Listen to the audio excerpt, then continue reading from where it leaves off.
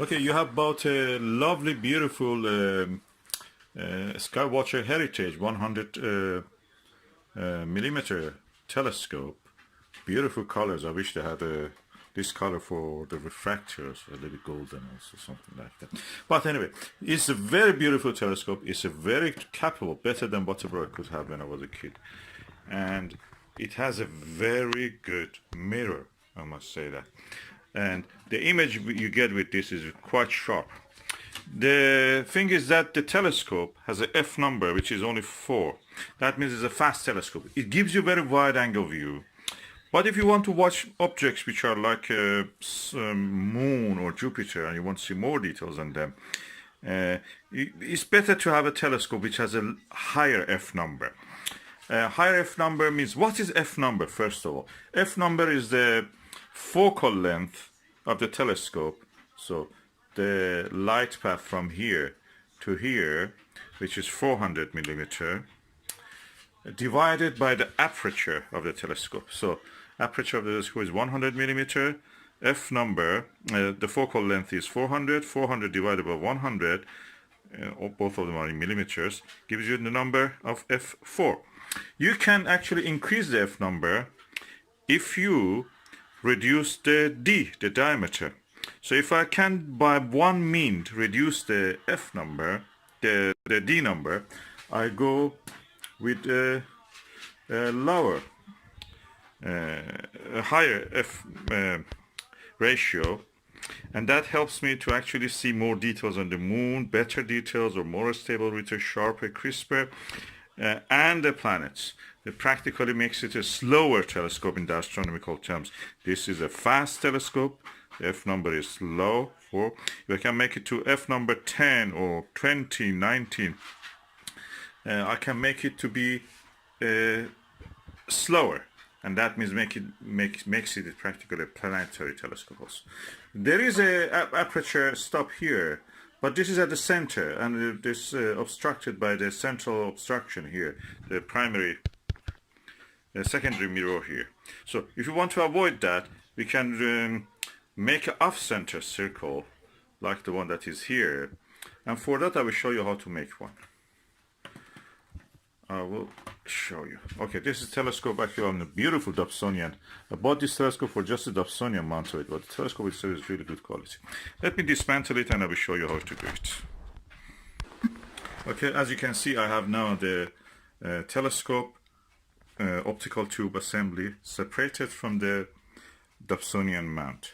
I must say I have 2 of this telescope because of this Dobsonian mount. I use it with my other refractors, and one of them is actually on this one. So it's a very good, versatile Dobsonian mount, and it's worth every penny that you spend on this. So I'll put the Dobsonian mount. I don't need it at the moment. I just go for the reduction of the aperture to make the F number larger.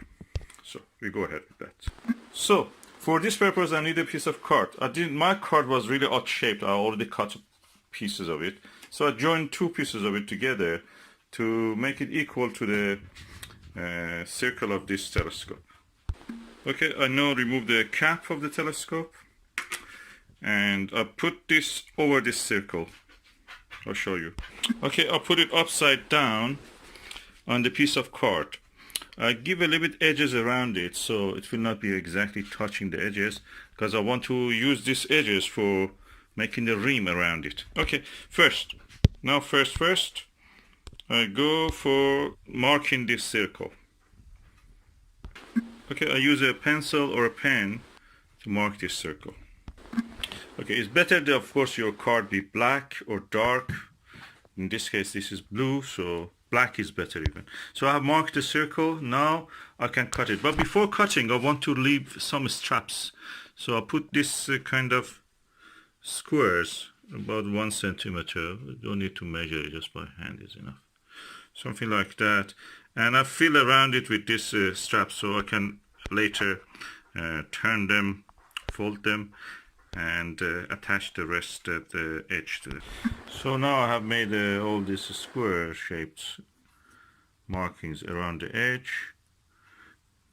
Okay, now I'm going to make my off-axis aperture. For this, I will use this circle. You can use a coin or anything. This is, I think, around 35 millimeter. It should not reach the center. If it reaches the center, it will be, again, it comes in the secondary mirror blocks a part of it. So it should be smaller than 30, 35, 30. You can adjust it, of course. You can make it a little bit smaller, it will be bigger. You can have several of these to put it on your telescope to see which one actually is better. For different brightness of the objects, for moon and for planets, you can use different aperture stops. And let me now do this. I'll put a circle around here. It should be touching the edge here, almost. And I will now put the circle there. Okay, I've now drawn my circle and I will remove it. So what I have to do now is to, with the scissor, to take this part out, and then I take all these spaces between these edges out also. I will show you the result. Cutting this with a scissor, you can make a hole in the middle or somewhere in the middle, and then from there make your way toward this and then cut the circle. Okay, as you can see, I've not cut it, and I just left the last bit to show you how it is. Now I cut that last bit also. Okay, I've cut the last bit and I remove it now. I have now my off-axis field stop, off-axis aperture stop here. And now I cut the rest of the stuff. I will show you. Okay, you can see what I'm doing now. Okay, and I'm cutting this, and when I'm finished, I will turn them this way and join them with a piece of paper all together. So they will go like that on the telescope tube. Okay, now the aperture stop is finished, almost. The only thing is that when you are here at this area, it gets thin. One way of avoiding this is just to put your circle a little bit away from the edge. But here I made that mistake. But anyway, I gave a little bit thickness out of the circle, as you can see. So I didn't exactly went on the line. I just moved a little bit out of it. So at this stage, the aperture stop is ready. You can just sellotape it on the top. But if you want, you can just bend these edges, all these edges. I will show you. Okay, you can bend all the edges as I've shown here, and join them with a strip of this cardboard. I've run out of it, so if you have one for yourself, a little bit left, you can do it. You can do it with a different color material. It doesn't need to be the same color. And then what you will do, you put it like that on your telescope. At this stage is ready. You can just sellotape it. Just put one sellotape here, one sellotape here. You can remove it when you don't use it. But I recommend you build that edge so it will be something easy to remove and put without damaging your beautiful artifact. Handicraft. So that is ready. Now I have a off-axis aperture stuff. My F number is yet the same. Focal length is 400, but my diameter of the aperture, the opening, light gathering opening, is almost half or less than half. This was 100. This is now probably 3 or 4 centimeter. So 400 divided by 40, 4 centimeter, 40 millimeter, that means 400 divided by 40 is 10. Now I have a telescope which is F10. The F number, focal ratio number, focal length divided by aperture opening makes it 10. So it's very slower telescope. Is very good for viewing the planetary surfaces, for moon, for other things. So because it's practically, you have reduced the glare, the excess light that may dazzle your eye, or hide the details that you want to see in the lower light, just make a little reduction in the light. That makes it possible. You can make several of these. You can make it smaller than this, you can make it a little slightly bigger. And if you make 2 of these, actually you can use that 2 apertures for achieving the most accurate focus for yourself. You have to practice on that. This is another issue that you will learn. But at this stage, this is ready. You can just sellotape it here, sellotape here, or as I mentioned, use a cardboard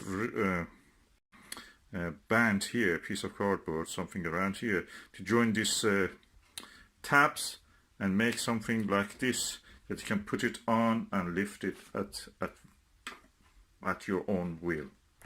That's done. Now you have a full aperture stop.